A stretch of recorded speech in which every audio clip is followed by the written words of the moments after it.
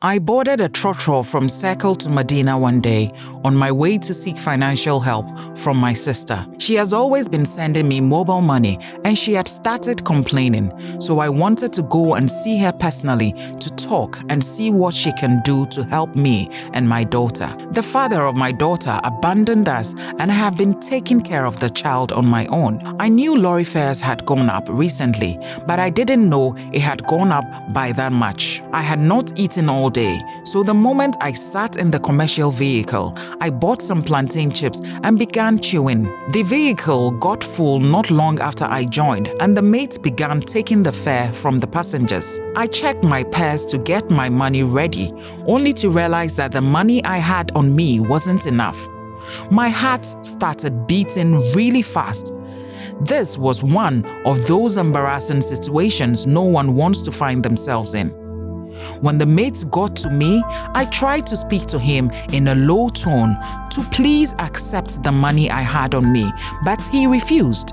A gentleman sitting next to me saw the predicament I was in and paid the mate before he could embarrass me even further. I turned and thanked him. When we got to the destination, I realized he was walking in the same direction as me, so I hurried up and caught up with him and we engaged in a conversation. His personality was so attractive that I found myself drawn to him. Within minutes, I had narrated my life story to him. Let's call him Frank. I told him about my daughter and how her father had impregnated me and denied it, about how I was broke and coming to visit my sister with the hopes of getting some money. He told me my story is sad and he wanted to help me. So, instead of parting ways, I followed him to his house. He told me to relax and not think about my problems. He went inside to change. When he came back, he said I should escort him to buy food. So we went to get the food and returned to eat and watch movies. That was when he started complimenting me and telling me how beautiful I was and how I didn't deserve to go through what I was going through. Before I knew what was going on, we were cuddling and then we started kissing and we got intimate with each other. When we were done, we continued the movie and added some drinks as we were watching. After the movie was over, I wanted to go, but he started touching me again and I really liked it, so we kissed and got intimate again. He gave me money to manage for the meantime and we exchanged contacts. It was getting dark and I had left my 2-year-old daughter with my neighbor, so I had to hurry back home. I told my sister I wouldn't be able to visit anymore as my daughter was not well. When I returned home, Frank and I stayed in constant touch with each other on WhatsApp and doing video calls. Then I found out I was pregnant. I didn't understand why, because I had taken the after pill. When I told him about the pregnancy, he told me to abort it immediately. I said I'll do that, but I needed money for that. He promised to give me the money. Later on, when I called him, my calls didn't go through. I also realized that he had blocked me on WhatsApp and Snapchat. That's when I went to his house, the place he and I had been intimate. I met a lady there who would tell me that Frank had moved out a few weeks ago and she was the new tenant. I was so shocked by this and asked the landlord if he could help me get in touch with him. The only contact of his he had was the same one I had, which was now disconnected. I went to my sister and narrated everything to her.